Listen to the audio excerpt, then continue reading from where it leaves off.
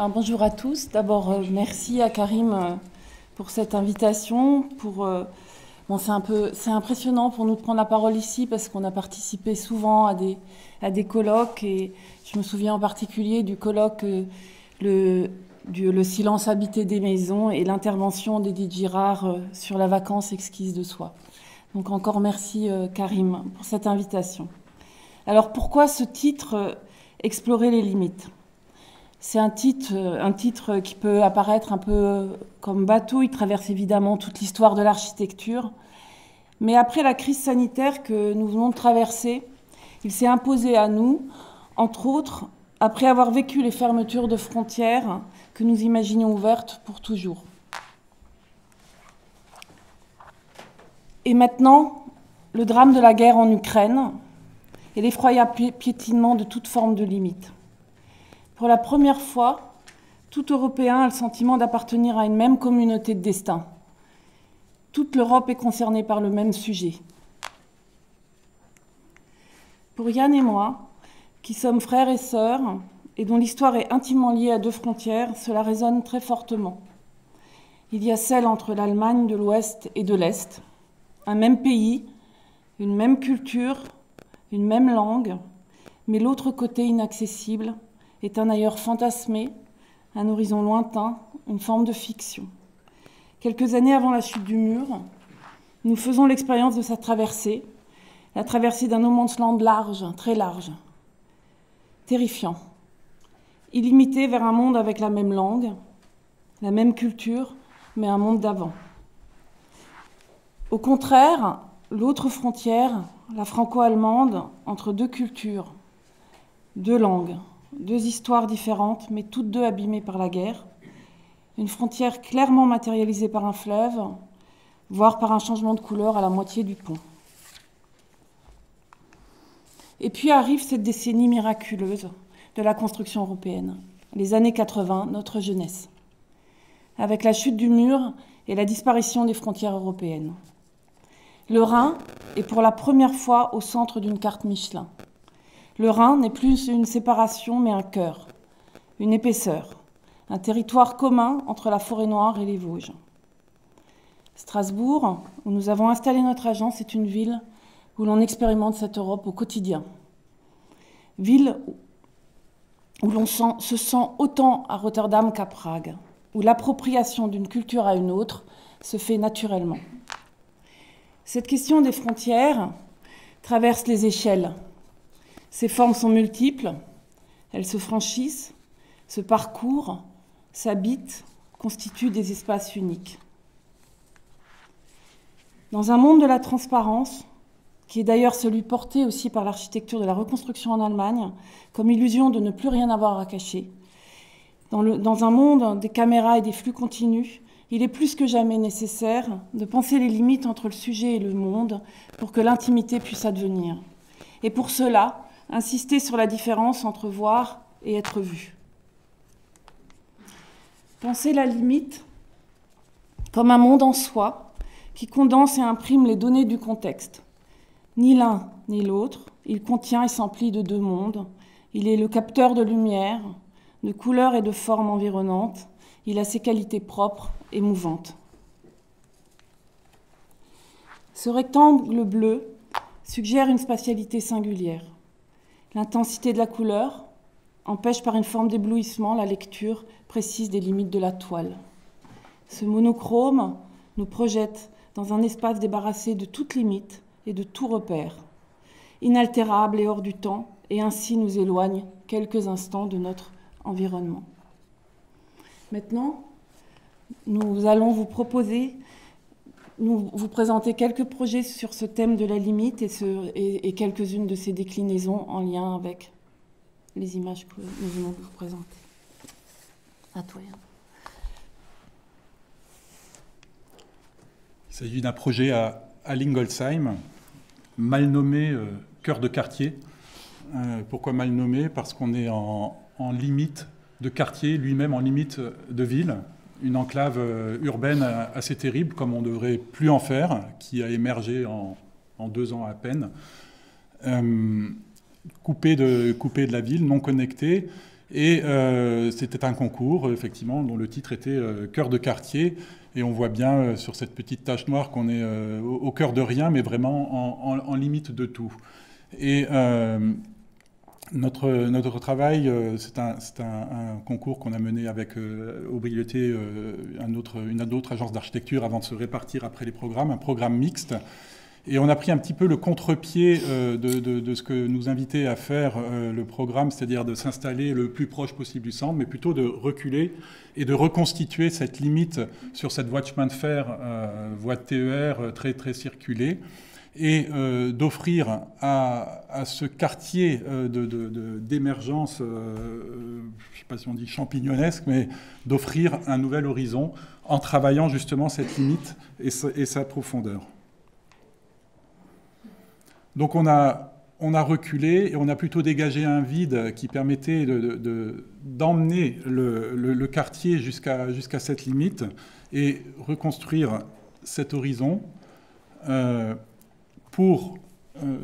en considérant que l'hostilité était plutôt du côté de la ville et qu'il était plus intéressant de s'ouvrir sur cet horizon qu'offrait aussi la voie de chemin de fer. C'est une parcelle très très longue, d'environ 300 mètres de longueur sur 30 mètres au plus étroit et puis 50-60 mètres de l'autre côté. Et notre travail s'est concentré sur la fabrication de cette limite ici, sur le quartier, très épaisse, de fabriquer une épaisseur qui protège tout le programme, donc vous voyez, groupe scolaire, institut, gymnase, de le protéger justement de ce quartier, mais en même temps,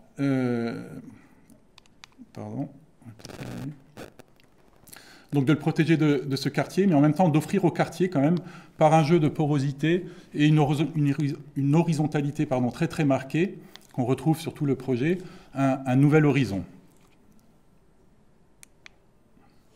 Cette épaisseur, c'est une épaisseur qui contient aussi, c'est une succession d'espaces qui sont des lieux en soi, des patios. Ça comprend les entrées, les halls. Et on voit bien comment ça peut mettre à distance justement cette intériorité des cours, par exemple, par rapport à la rue. Et cet horizon qui file jusqu'au gymnase qui est en bout de projet et qui est organisé toujours sur cette même base et qui se retourne vers ce parc et qui s'adresse au quartier. Cette épaisseur très, très conséquente est doublée d'une autre limite qui, elle, est sur la voie ferrée et qu'on a volontairement accentuée dans sa finesse, très basse, très fine et très, très, comme une accélération.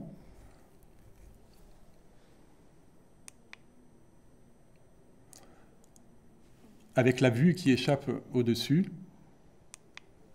Et le projet, ensuite, est parsemé, rythmé de transversales qui traversent de la rue jusqu'à ces chemins de fer pour ouvrir le quartier sur cet univers de chemins de fer et toute sa poésie.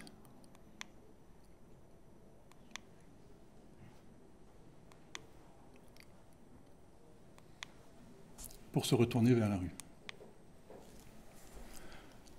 Un autre projet urbain d'échelle peut-être identique, mais dans un contexte très très différent, c'est à Baden-Baden, en Allemagne. Aussi un concours gagné, mais qui ne se réalisera jamais. Baden-Baden, une ville que vous connaissez peut-être de réputation, ville thermale, dans un site assez extraordinaire. C'est aussi le début de la forêt noire et qui est traversée depuis les hauteurs jusqu'en aval ici par un ruisseau qui dessine un paysage de vallée, un paysage très, très, assez riche aussi et qui se concentre ici, voilà, sur une partie là dans le centre-ville qui devient une allée extrêmement réputée, Voilà, pardon, j'ai oublié le nom, la Lichtenbergallee, hein, c'est ça, Lichtental. et qui comprend autour de laquelle s'organisent tous les casinos, centres de fêtes, centres de concerts. Et ce lieu-là, donc, c'est vraiment cette rivière qui devient le lieu fédérateur de toute la ville qui s'organise autour. Et plus ça se délite, plus ça descend, plus cette rivière se transforme et devient une limite infranchissable et très peu franchie, autour de laquelle l'urbanisation n'a pas très bien eu lieu, et d'autant plus qu'elle est doublée d'une route départementale qui rentre dans la ville. Le sujet du concours était, là où c'est cerné de rouge, était justement de réfléchir à la requalification de cette berge, tout en finissant un quartier qu'on va voir ici, un quartier assez parsemé, hétéroclite aujourd'hui, surtout qui se finit en partie basse de manière assez étrange, par des entrepôts qui tournent le dos à la rivière et qui empêchent tout usage de cette rivière. Le concours demandait justement d'exploiter ça et de densifier au maximum ce lieu en y créant un quartier mixte de logements et de tertiaires. Et ça a été pour nous vraiment, donc nous avec l'agence Terre qui était les paysagistes associés sur ce concours, on a travaillé déjà à une nouvelle analyse, une nouvelle lecture de ce site pour comprendre quel était son rôle dans la ville et justement de faire émerger aussi des limites justement qui virtuellement existent mais qui n'existent pas physiquement et de s'appuyer dessus pour justement construire le projet. Comme par exemple ces deux églises ici qui se font face de part et d'autre et qu'on perçoit à peine quand on est sur la départementale, mais dès lors qu'on monte sur les hauteurs de part et d'autre, on se rend compte de cette tension entre les deux et de cet effet de porche qui n'est pas tout à fait en place. Et donc le projet s'est appuyé dessus pour justement y implanter des franchissements, d'autres franchissements après sur le quartier. Et l'essentiel après du programme était à créer sur cette partie-là.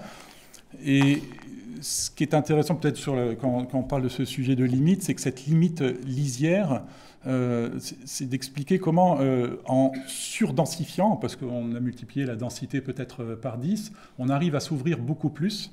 Donc à la fois à revaloriser ce site des berges, à lui donner une vraie façade, et à donner une façade au quartier sur ces berges, mais en même temps, par un jeu de quinconce, de porosité, à donner une transparence toute nouvelle entre le quartier et la berge, et faire exister justement le quartier de part et d'autre.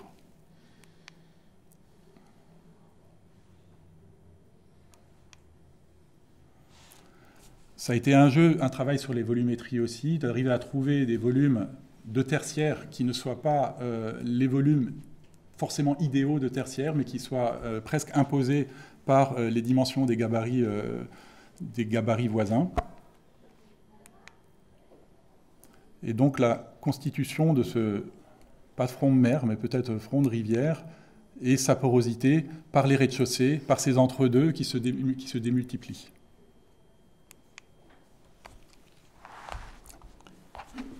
Alors là, il s'agit de restaurer des limites d'un bâtiment existant. Ce bâtiment a été réalisé par les frères Bonatz. Les frères Bonatz sont deux architectes allemands, deux frères. Vous connaissez peut-être Paul Bonatz qui a continué après. Donc ça, c'est un de ses premiers projets, qui a réalisé notamment le musée des Beaux-Arts de Bâle ou la gare de Stuttgart, qui vient d'être un peu malmené. Donc il s'agit d'un bâtiment à Strasbourg, dans le site des hôpitaux de la ville. Ce site, c'est un site, une ville dans la ville. Donc une ville avec une enceinte très présente.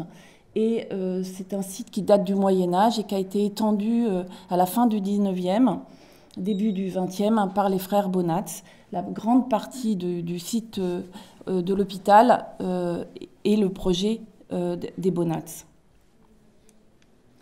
Donc cette enceinte existe toujours, elle est très présente, elle est classée et elle permet aussi de faire exister les vides de cet hôpital. Donc il s'agit de restaurer cet édifice. Cet édifice, c'est le pavillon ORL, qui fait partie donc d'un ensemble d'architecture où la place du vide est centrale parce qu'elle était considérée comme thérapeutique, au même titre que les édifices. Donc on se faisait soigner dans les édifices, mais aussi dans les jardins. Et les jardins avaient à chaque fois la juste dimension pour tenir à distance les bâtiments les uns par rapport aux autres, dans une juste distance, pour éviter aussi toute comment on dit, épidémie de transmission de maladies. Contagion. De contagion. Et donc on voit bien comment la place de ces jardins, leurs dessins constituent aussi des promenades, constituent aussi des vides qui étaient là pour contrebalancer la densité excessive du vieux centre de Strasbourg.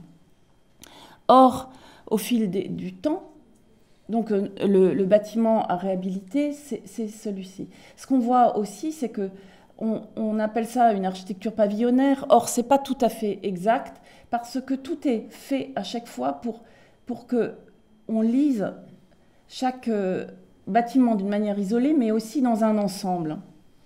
Et notamment par le travail sur ces pignons qui s'adressent, qui sont toujours dans une tension avec le bâtiment suivant pour former un ensemble et offrir des dessins de jardins extrêmement qualifiés. Or, au fil des années, ce territoire s'est extrêmement abîmé. Il s'est abîmé par la transformation de ces édifices pour les maintenir en fonction, et les transformations ont essentiellement eu lieu par des extensions qui ont complètement dénaturé ce rapport plein-vide et donc cette limite si claire entre le bâti et le paysage. Donc quand il s'agit de travailler sur cet édifice, on avait évidemment aussi des surfaces supplémentaires à prévoir et on s'est donné comme règle absolue d'arrêter ces extensions, de reconstituer le jardin et de s'interroger où on pourrait ajouter ces mètres carrés nécessaires pour continuer à faire fonctionner cet édifice. Donc, on est allé aux archives, on a regardé, étudié un peu aussi l'histoire des Bonats, et on s'est rendu compte que les frères Bonats, en fait, ils n'ont pas suivi le chantier de ces bâtiments. Ils sont partis avant. Et donc, dans le dessin des toitures, il y a énormément de maladresse. Et on se rend compte que ça ne correspond absolument pas au dessin initial prévu par les Bonats. Donc, on s'est dit, finalement, c'est peut-être dans les toits qu'on a la liberté d'aller chercher ces mètres carrés qui nous manquent. Et pour le reste, c'était de reconstituer exactement à l'identique les façades avec les moyens qu'on avait, évidemment, qui ne sont pas des moyens très élevés, mais bon.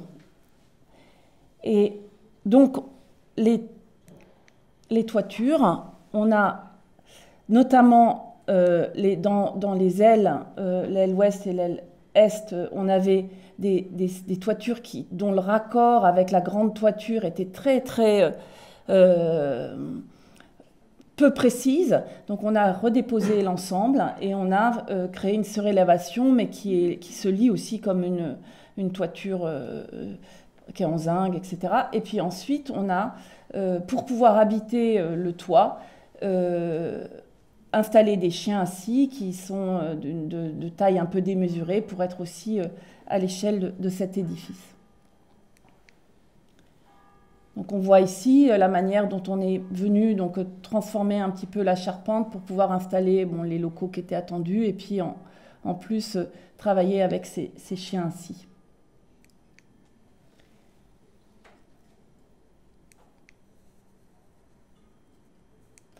Et ce qu'on espère, c'est que cette forme de réhabilitation deviennent un peu l'exemple pour la suite de la réhabilitation de l'ensemble des édifices du site, pour qu'on retrouve la cohérence de ces jardins à l'échelle de l'ensemble et pas uniquement d'un édifice.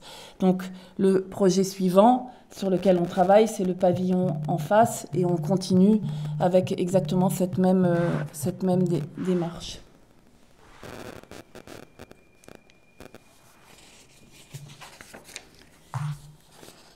Alors, l'enceinte, c'est... pardon.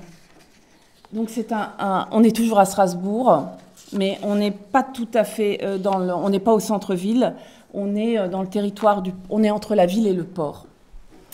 Et donc, on est vraiment dans un territoire d'infini, un territoire qui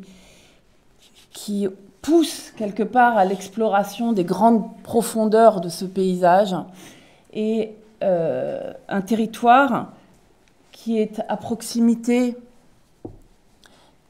de ces usines, véritables cathédrales industrielles, de par leur dimension, mais aussi leur matérialité, l'unicité des formes, aussi la puissance des formes, et qui, dans ce territoire de l'étendue, prennent, c'est Michel Courajou qui disait les objets du port ont en commun une certaine manière d'exprimer l'étendue. Et c'est exactement cette phrase qui nous a porté aussi pour dessiner ce projet. Donc c'est une parcelle en triangle. C'est une parcelle en triangle, donc le long d'un bassin qui s'ouvre vers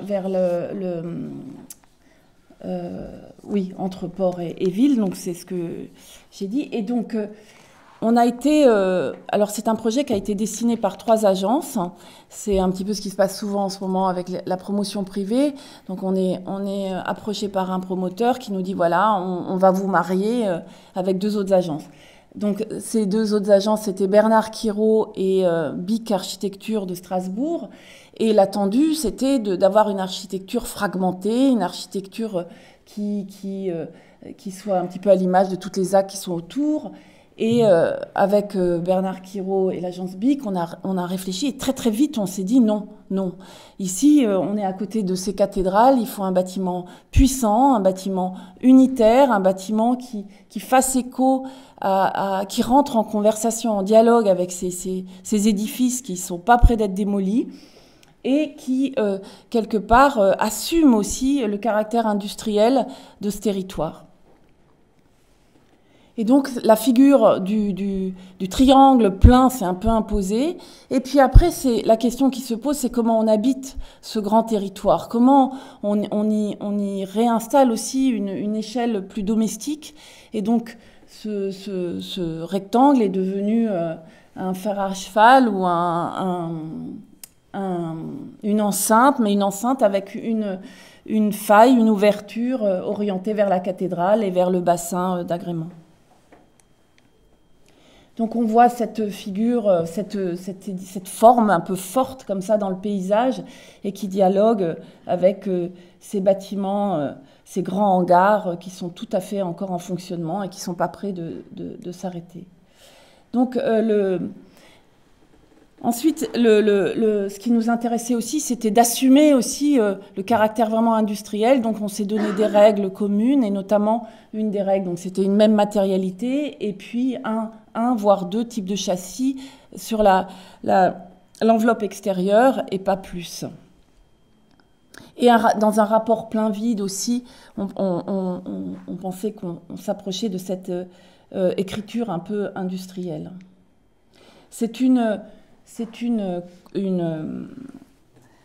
forme ascendante qui permet aussi aux piétons de jamais voir le même bâtiment.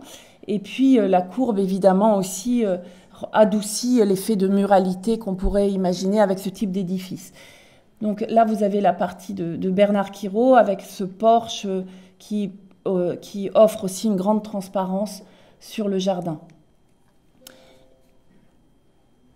Par contre, aux 2 extrémités, on a donc deux têtes qui se dressent et s'adressent à leur contexte. À l'intérieur, un jardin qui fait office aussi c'est un jardin très, très luxuriant, qui est comme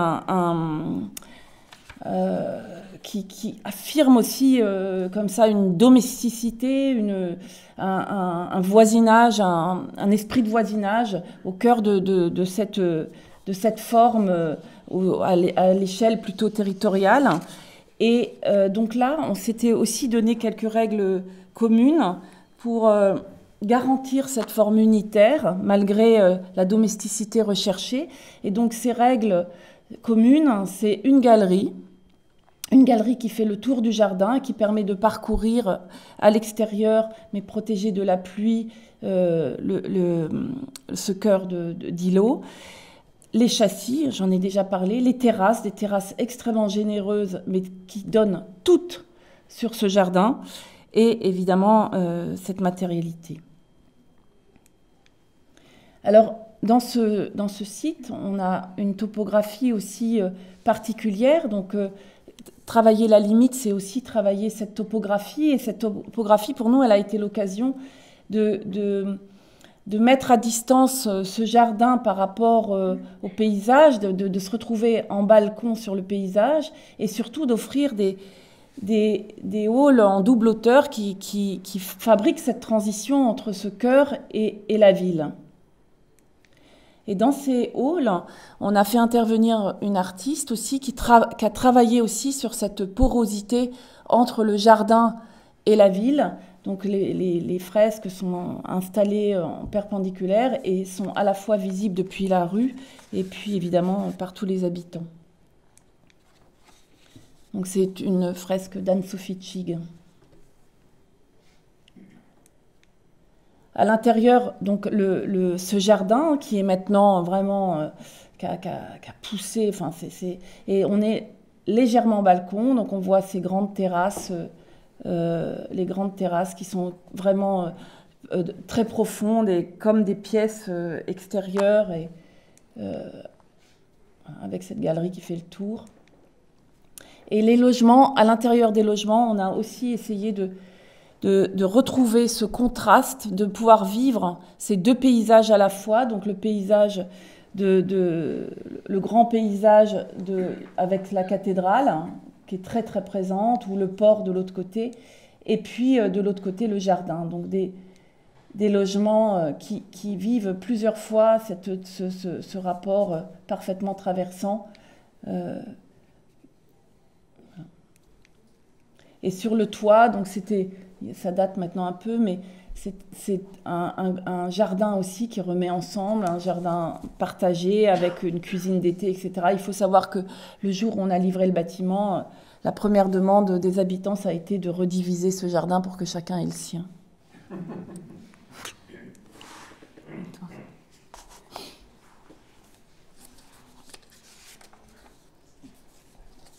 Le projet qu'on présente là, c'est le centre de soins psychiatriques à Metz. Construire en psychiatrie, forcément, la question de la limite, elle prend une signification peut-être encore plus particulière, s'agissant d'un public au ressenti souvent un peu exacerbé. Cette limite, elle prend entre le monde extérieur, le monde intérieur, entre son intérieur à soi et le monde social, il a une importance peut-être encore plus forte, et c'est peut-être le projet sur lequel cette question de la limite, on l'a travaillé le plus en profondeur. Sur, justement, en partant de cette image qui résume bien les intentions qu'on avait sur ce projet, l'intention de créer une enveloppe à l'image du portage du bébé, tel qu'il est recommandé d'ailleurs dans des principes thérapeutiques, pour réussir à apaiser l'enfant, lui permettre de se reconstituer, de trouver des repères, de trouver des appuis, et puis de l'ouvrir petit à petit sur le monde, justement, une fois qu'il s'est refait une santé. Donc c'est vraiment l'idée d'une enveloppe ici qui protège et qui, dans un deuxième temps, permettra d'ouvrir, et qui nous semblait d'autant plus juste sur un site comme celui-ci, proche de Metz, qui est une ZAC, mais très disparate, avec beaucoup de gabarits différents, des fonctions très différentes aussi. Il y a tout, station-service, piscine, chambre des métiers, logement, tout y est très mélangé, et puis tout bouge très vite surtout. Et il nous semblait important que cette enveloppe ait aussi une forme forte. C'est ce rectangle d'or au sol. Et cette enveloppe, à laquelle on n'a évidemment pas donné la souplesse du cocon, mais une dureté peut-être un petit peu plus protectrice encore. On a fait le choix du béton, mais un béton teinté comme le sol argileux et très, très humide de ce terrain. Et donc une enveloppe qui se retourne, qui s'ouvre, mais dont on devine simplement par moments la profondeur et la vie qu'il peut y avoir dedans. Évidemment, en psychiatrie, la question de la limite entre l'intérieur et l'extérieur est aussi importante parce que c'est elle qui assure la confidentialité, c'est elle qui va rassurer, c'est elle qui permet au patient de rentrer pour la première fois dans ce bâtiment parce qu'il sait qu'il sera à l'abri du regard.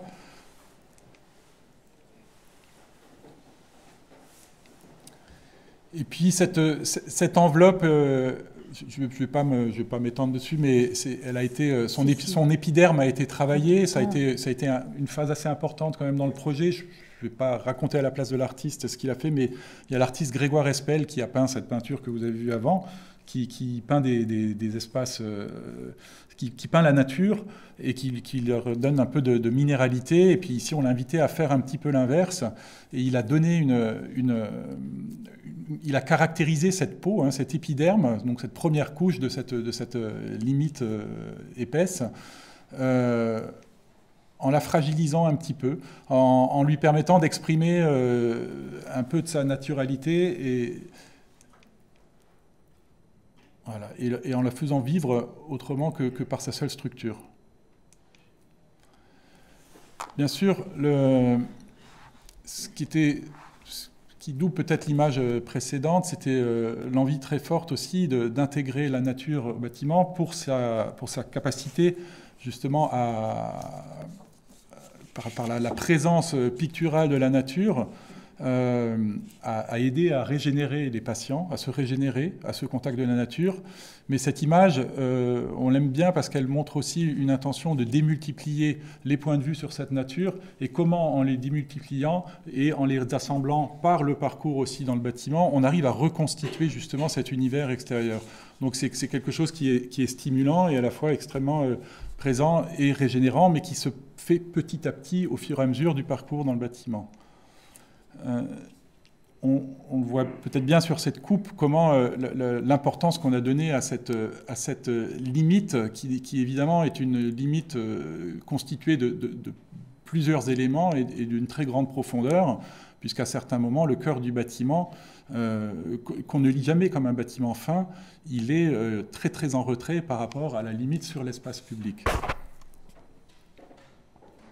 Ce soulèvement, après, permet de faire rentrer la nature dans le bâtiment, mais aussi les patients de la même manière.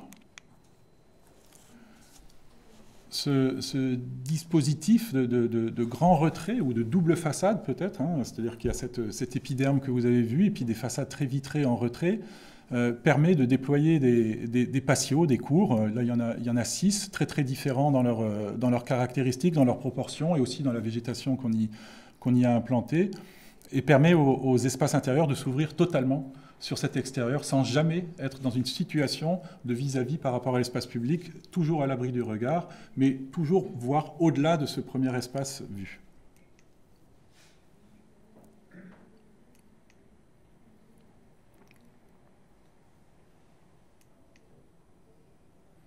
Ce soulèvement qui fabrique l'entrée, et c'est une profondeur assez conséquente. Quand on est dans l'entrée, le monde à l'arrière a presque disparu.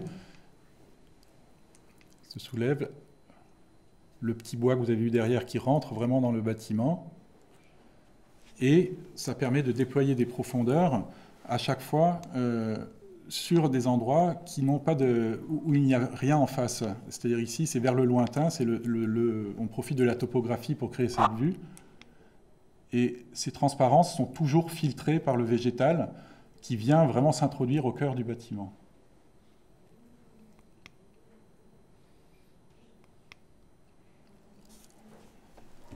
L'espace intérieur peut se déployer alors librement,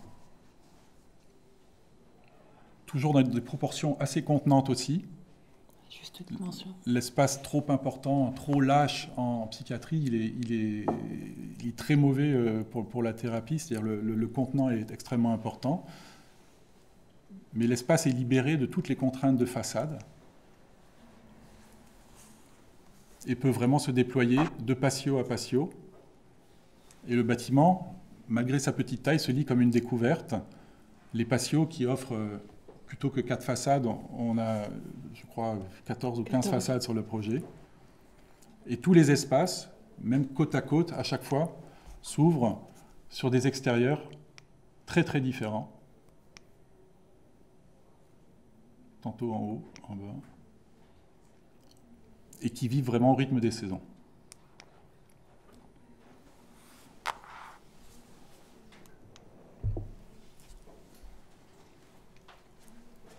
C'est un projet qu'on a réalisé pour la Somco, qui est un bailleur mulhousien,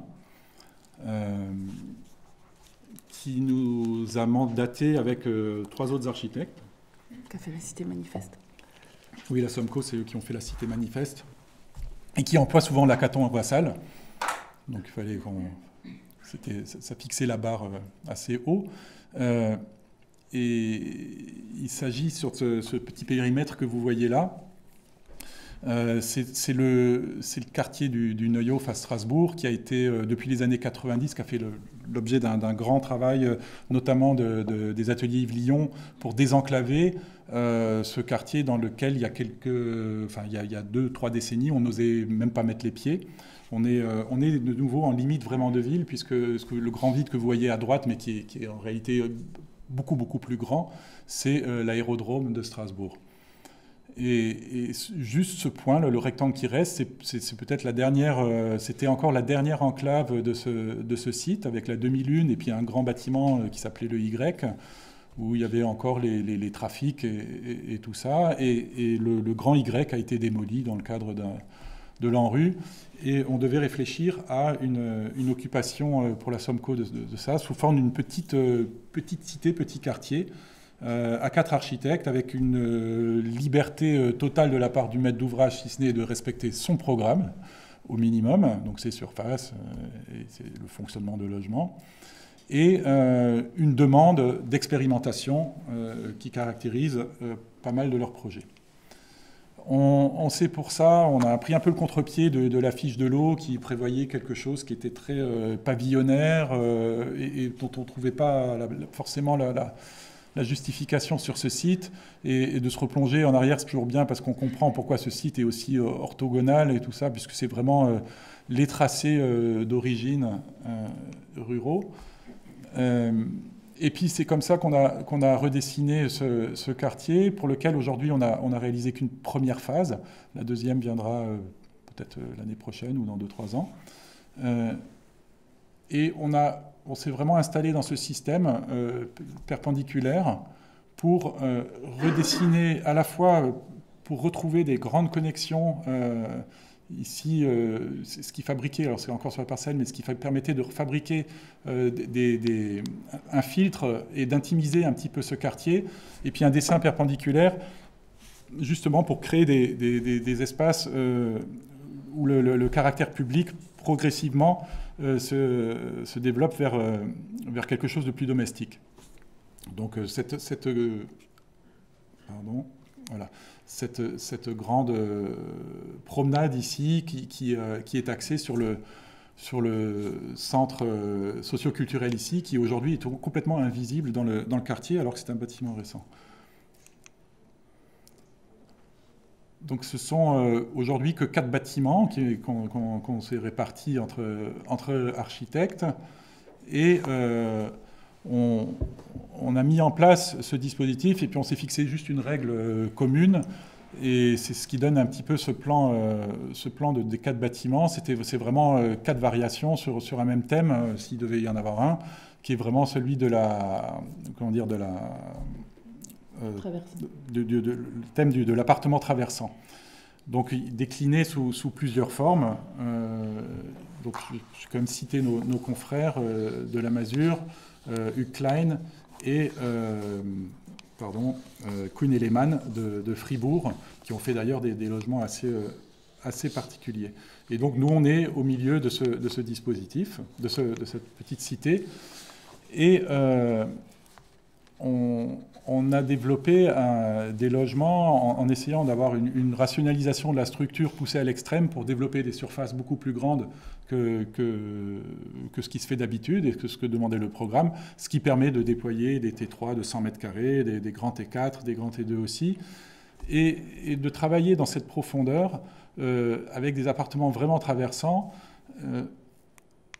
des épaisseurs aussi sur l'extérieur, et cette profondeur qui nous permet d'oser quelque chose qu'on n'aurait peut-être pas osé par ailleurs, de vitrer tout un bâtiment, de se permettre cette ouverture un peu exacerbée. Alors on ne le voit pas, tout ça est planté au sol, parce qu'il est prévu d'y aménager une épaisseur de végétation qui protège et qui grimpe le long des façades. Le carport, malheureusement, a été supprimé à l'appel d'offres, pour des questions financières, et de permettre au jardin de se déployer et de grimper le long du bâtiment. Mais plus que cette limite là entre intérieur et extérieur, ce projet nous a permis d'explorer un petit peu la limite entre les logements. Et c'est ce qui fait l'objet peut-être de cette typologie un petit peu originale. Ce sont des logements qu'on a voulu vraiment, malgré la perception qu'on a d'un bâtiment très collectif, qu'on a voulu vraiment traiter comme des petites maisons. Et c'est un bâtiment qui fonctionne avec des accès de part et d'autre, c'est-à-dire que tous les accès ne se font pas du même côté. Et en gros, chacun a sa porte sur rue ou sur jardin, mais de manière autonome. Et ces escaliers se superposent, c'est-à-dire que les escaliers des logements, alors il y a juste un escalier ici qui est partagé par 2 logements, celui qui est en blanc, les autres sont des escaliers à chaque fois privatifs qui permettent de passer dans les duplex d'un niveau à l'autre, avec un sentiment assez étrange qui est de ne pas subir, ne pas ressentir, ne pas subir son voisin. Donc à la fois, il y a cette épaisseur qui crée forcément un filtre aussi acoustique, mais c'est cette petite mise à distance qui a été explorée, et ça permet une typologie assez originale et de développer du coup l'escalier ne devenant plus un obstacle, mais plutôt ce filtre, ça nous a permis de déployer des salons assez très très grands, d'une 50aine de mètres carrés, des grands espaces comme ça, traversant d'un seul tenant, qui donnent effectivement une qualité d'habiter assez particulière. On le devine un petit peu dans la profondeur du logement ici, on devine ces escaliers ici qui débouchent systématiquement, mais vraiment systématiquement sur les mêmes baies vitrées que les logements, et qui renvoient à cet infini, justement, que ne permettait pas la promiscuité peut-être des logements. Et donc par ce parcours de l'escalier, on renvoie au ciel, on renvoie parfois au jardin. Et cet escalier qui démarre ici, ça c'est un logement qui rentre par le jardin. On grimpe le long de l'escalier. Voilà, un niveau intermédiaire avec cet espace qui est traversant de part et d'autre. Et d'arriver sur un dernier niveau aussi, qui est le salon d'un 4 pièces, qui lui a aussi sa terrasse tout aussi grande que les salons qu'on voyait en dessous.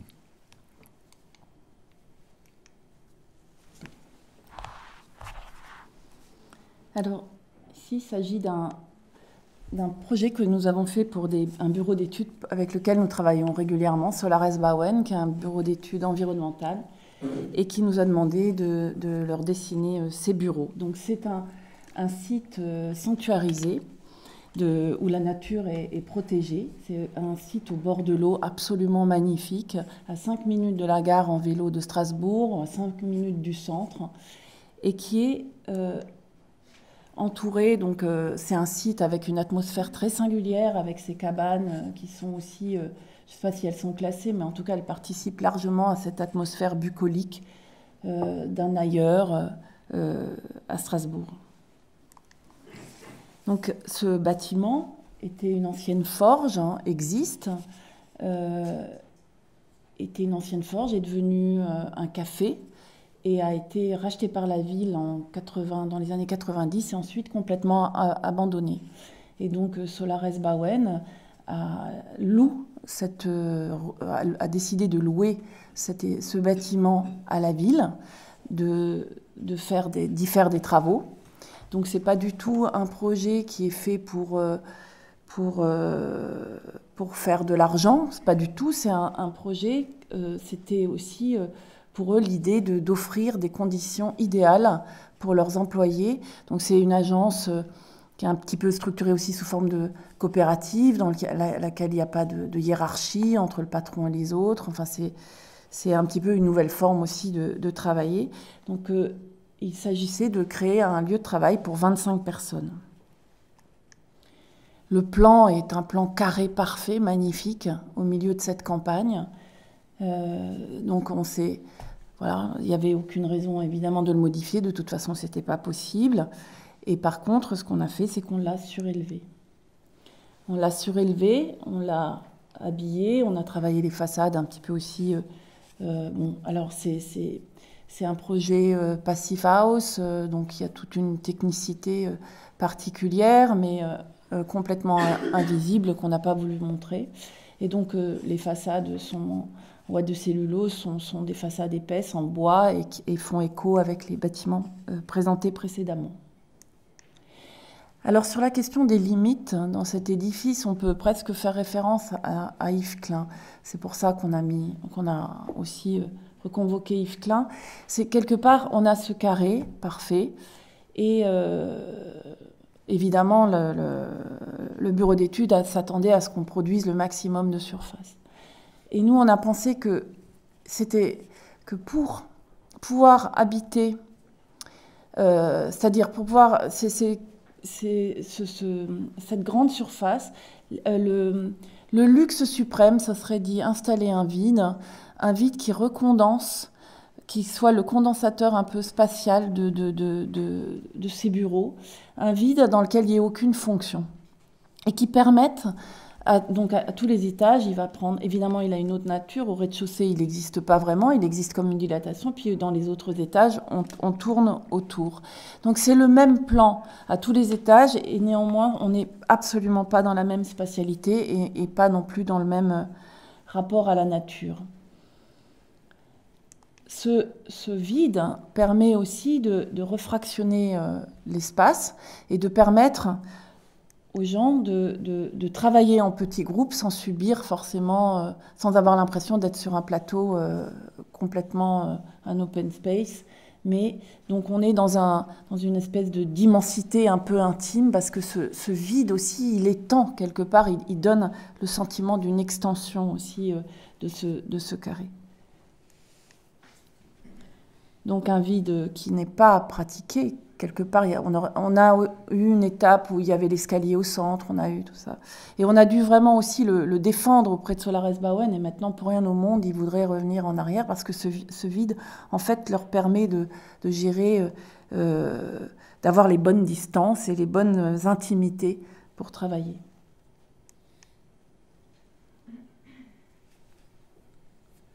Donc on tourne autour.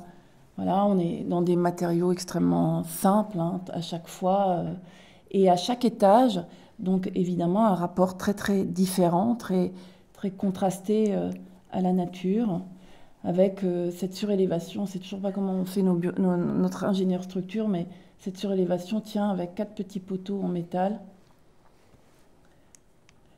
Et voilà. La vue, quand on est au dernier étage, c'est un tableau, une peinture vivante permanente. Alors on va terminer avec un projet qui est en cours, qu'on devrait réaliser prochainement. C'est un projet à Bordeaux, c'est un projet au bord de la Garonne, rive gauche, dans un site au passé industriel, un site, donc c'est le quartier Brazza, qui est un projet qui a été dessiné par Youssef Tomé et Michel Desvignes, et dans lequel on a vraiment Enfin, ce quartier se veut être un ailleurs, il se veut être un lieu où le paysage façonne l'urbain, un lieu où c'est un paysage que l'on habite. Et donc on a été lauréat avec Éric Lapierre et sur cette parcelle, avec Lapierre Expérience, sur cet îlot, pardon. Et puis donc c'est un quartier extrêmement intéressant dans son installation du paysage comme élément qui organise finalement la ville. Donc avec des grandes traversées de la rue de Brazzaville jusqu'à la Garonne, mais aussi des porosités dans les fiches de l'eau, dans le schéma directeur, des porosités, des transversales qui devaient absolument aussi exister pour qu'on ait à chaque endroit l'impression d'habiter plus un paysage que d'habiter en ville. Et quelque part, en référence aussi aux volumétries simples issues de ce quartier industriel, qui font un peu référence aussi à SPA, mais au bâtiment tout à l'heure, mais dans une échelle plus réduite, ce qui nous a intéressé, c'est l'entre-deux, en fait, les interstices entre ces volumes, et comment, quelque part, ces limites entre ces volumes, on pouvait les transformer en promenade, en espace de distribution, et pour accéder à son logement, et faire de telle sorte qu'on rentre dans son logement par un extérieur, par un rapport inédit au paysage, que ce soit en rez-de-chaussée, que ce soit au premier étage ou au dernier, mais qu'à chaque fois, ce soit une véritable expérience. Donc avec Lapierre, avec Éric Lapierre, on s'est mis d'accord sur quelques règles communes, de la même manière enfin, c'est ce qu'on aime bien faire en général. Donc ici, ça a été... Il est où le point? Ah, oui, là. Donc les règles communes. Donc, alors il faut savoir que les quartiers dans cet îlot-là, on avait ce qu'on appelle les pilotis, du côté de l'allée des Coteaux, des grandes allées. Donc c'est des bâtiments sur pilotis, imposés par la fiche de l'eau, ce qu'on appelle des volumes capables, et puis un parking. Donc nous, on travaille sur les volumes capables et on travaille sur deux pilotis. Mais il nous semblait fondamental à nos deux agences, c'était de dessiner ce plan ensemble, ce qu'on a fait. Donc on a très vite, vous voyez que d'autres architectes ont raisonné autrement, on a mis au point un système de quinconce qui permet réellement à chaque logement de pouvoir profiter au maximum de paysages. Dans les volumes capables, donc le système en quinconce, un alignement sur rue et un paysage intérieur du côté des volumes capables. Une autre règle commune, ça a été, contrairement à la fiche de l'eau, c'est de se dire que la hauteur des pilotis était variable et c'était le faîtage qui était aligné, au contraire de ce qui était demandé, c'est-à-dire de dire les pilotis sont alignés et les faîtages peuvent avoir des hauteurs aléatoires. Ça nous semblait extrêmement important pour assurer ces continuités paysagères, d'être dans ces variations de hauteur sur les édifices à pilotis. L'autre règle commune, c'était de libérer au maximum toutes ces sous-faces d'ascenseurs, d'escaliers, etc., pour pouvoir offrir des usages aux habitants du quartier et faire de ce jardin un vrai jardin pratiqué. Et ensuite, là, c'est un travail encore en cours qu'on réalise sur la nature même de ces poteaux, quel dessin ils doivent avoir. Est-ce que c'est peut-être aussi l'occasion de faire intervenir un artiste sur ce travail des colonnes pour accentuer encore le fait qu'elles appartiennent plus au paysage qu'à l'édifice. Les logements sur pilotis sont des logements de la même manière que donc ces promenades hautes, pour aller jusqu'au bout de l'idée, ces promenades sont aussi les lieux, les espaces extérieurs des logements. On rentre par sa terrasse, on rentre par son extérieur, ce qui transforme chaque habitation en maison superposée. Et chaque logement du T1 au T5 possède au minimum trois orientations. Les volumes capables, qu'est-ce que ça veut dire? Ça veut dire qu'il y a une surface qui est livrée finie et une surface qui est livrée brute, et donc l'ensemble est vendu à très bas prix et permet aux futurs habitants de faire un peu ce qu'ils veulent à l'intérieur. Donc le minimum à livrer, c'est un coin cuisine, une salle de bain et une chambre PMR. Donc on a essayé de garder aussi cette radicalité du plan parfaitement traversante pour pouvoir rentrer aussi par son jardin. On garde toujours cette même intention de rentrer par son extérieur, par son jardin chez soi, et on offre de l'autre côté on se retrouve aussi dans un logement parfaitement traversant, donc qui profite aussi au moins de deux paysages. Donc ces volumes capables existent en simplex ou en duplex, avec ce jardin intérieur, ces promenades hautes qui les distribuent. Et en dessous, on a les locaux artisanaux, les locaux pour artisanat qui sont aussi, qui se déploient et qui peuvent être aussi, qui sont aussi d'ailleurs vendus comme des volumes capables. Donc ce limité illimité, on le perçoit donc dans ces jardins qui sont à la fois des lieux privatifs, mais à la fois des lieux où on peut être en relation avec son voisin si on veut, mais on n'est absolument pas obligé. Il y a tout à fait la possibilité de s'en extraire. Et cette porosité, elle est évidemment recherchée aussi du côté des volumes capables sur la rue, pour que ce jardin, le jardin qui traverse tout le quartier, continue à irriguer le rez de ville. Voilà. Merci.